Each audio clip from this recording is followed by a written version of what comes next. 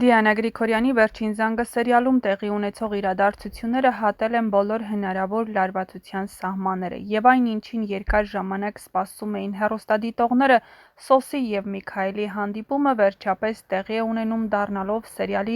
ամենաբուռն և ճակատագրական պահերից մեկը։ Հանդիպումը տեղի է ունենում լուռ ու լարված մթնոլորտում։ Միքայելը սկզբում կարծեք թե չի ճանաչում կամ չի հասկանում, թե ինչ է կատարվում իր շուրջը, սակայն երբ Սոսն արտաբերում է իր անունը,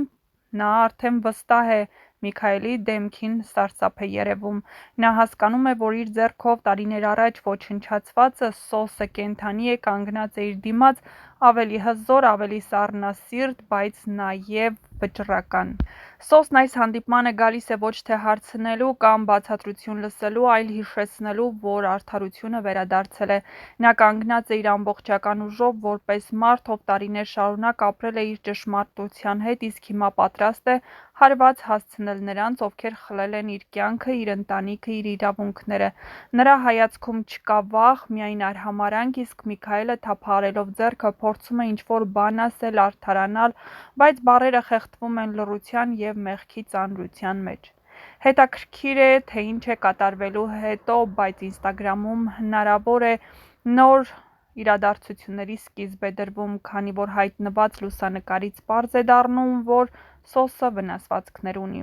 Հավանաբար այս լարված խոսակցություններից մեկի ընթացքում, երբ սուտն ու ճշմարտությունը բախվում են իրար, իրավիճակը դուրս է գալիս վերահսկողությունից։ Սոսը և Միքայելը բռունցքներով անցնում են մի փուլ, որը թաքնված էր, բայց հաջորդ սերիաներում հեռուստադիտողները կտեսնեն։ Լարվածությունը, ճնշված հույզերը, կորստի զգացողությունը վերածվում են միմյանց վրա թափված ամբողջ զայրույթի։ Նոր տարածված լուսանկարը, որտեղ Սոսը ցուցադրվում է վնասվածքներով, թերևս դրա վկայությունն է։ Նրա դեմքին տեսանելի են արյունոտ հետքեր։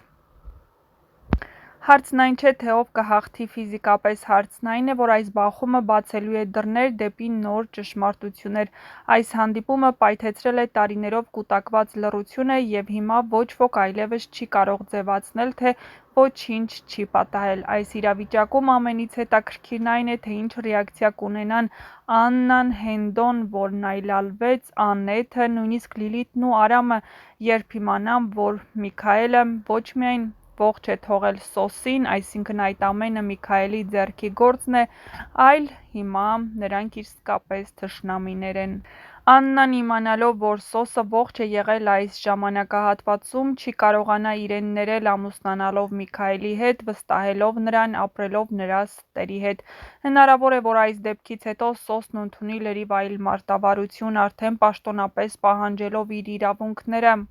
Միքայելը կդառնա մեկուսացած, վնասված ու միայնակ, բայց ավելի ագրեսիվ, անկառավարելի կդառնա, փորձելով պահել ամեն ինչ, ինչն իրենն է համարում։ Այս կետից սկսած սերիալը մտնում է պատմական հարթության վրա կառուցված դրամայի փուլ, որտեղ միայն սերն ու անցյալի վերծանումը կարևոր չեն, այլ իրավունքների, տիտղոսների և ինքնության պայքարը։ Վերջին զանգն այլևս սովորական սերիալ չէ, նա վերածվել է ցնցումների շղթայի, որտեղ հերոսները կոտրվում են, վերակառուցվում, պայքարում ոչ միայն միմյանց,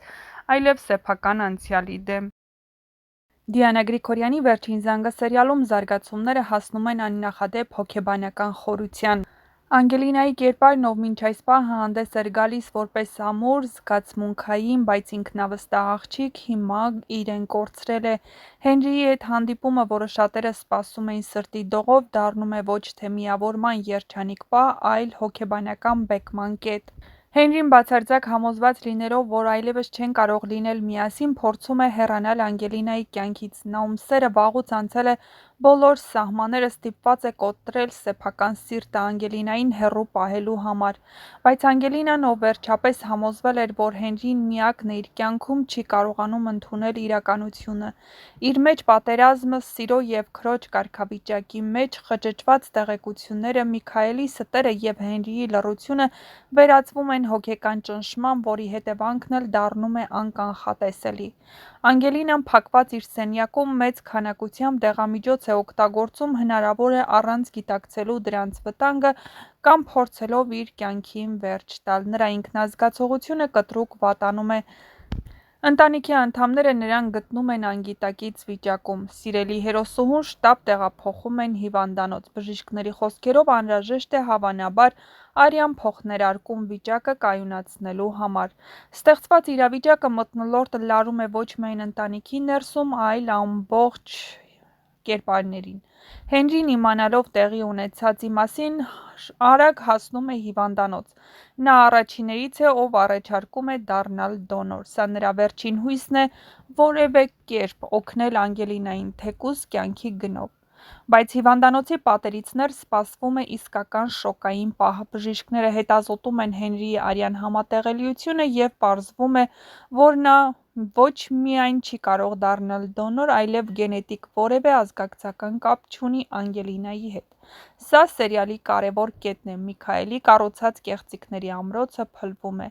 Բոլորը համրանում են։ Անգելինայի մայրը՝ Աննան, ստանում է իր առաջին շոկը, երբ հասկանում է, որ տարիներ շարունակ իրեն խաբել են։ Իհարկե, դեռ վաղ է, որ Աննան գտնի իր իսկական դստերը։ Հենրին խառնվում է ցավի ու զայրույթի մեջ, մի կողմից ուրախ լինելով, որ Անգելինան իր քույրը չէ, իսկ մյուս կողմից զարհուրելով, որ նրա վիճակի պատճառը հենց իր որոշումներն են եղել։ Անգելինան ուշքի գալով հիվանդանոցում դեռևս չի պատկերացնում, որ ճշմարտությունը հարվածելու է հենց այդ պահին։ Հեռուստադիտողը սրտի դողով սպասում է հենց այդ վայրկյանին, երբ Հենրին կհասնի Անգելինայի սենյակ, երբ բժիշկը կբացահայտի արյան համատեղելիության բացակայությունը,